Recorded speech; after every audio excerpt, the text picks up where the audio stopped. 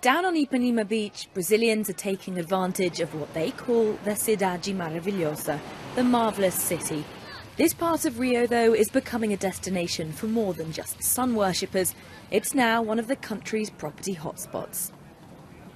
Okay, we're going up to the terrace, which is the highlight of the apartment, and one of the main reasons. Juliana runs a luxury estate agent here in Rio. It was sold 2 years ago for $2 million, and it's on the market now for $3 million.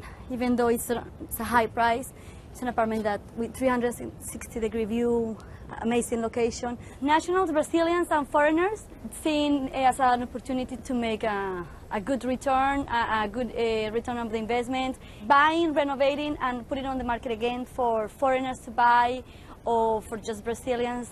The talk isn't just of high-end penthouses. Overlooking Ipanema, this used to be one of Rio's most dangerous favelas. Now pacified by the police ahead of the World Cup, prices here have soared. It's become a symbol of the city's booming real estate market. Recent figures show that in the past 6 years, house prices here in Rio have risen 250%. And in Sao Paulo, the country's biggest city, they've risen nearly 200%.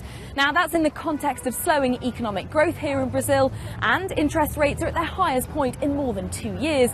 Certainly that's some cause for concern for some economists who say there's a housing bubble. But it's a controversial subject here in Brazil. Mortgages have become easier to get in recent years. Last year alone, home lending rose 32%, and some say that's a worrying sign. But then home loans still only account for about 8% of the economy. Compare that with Chile at 20% and the US, which is around 70%. Brazil still has a long way to go.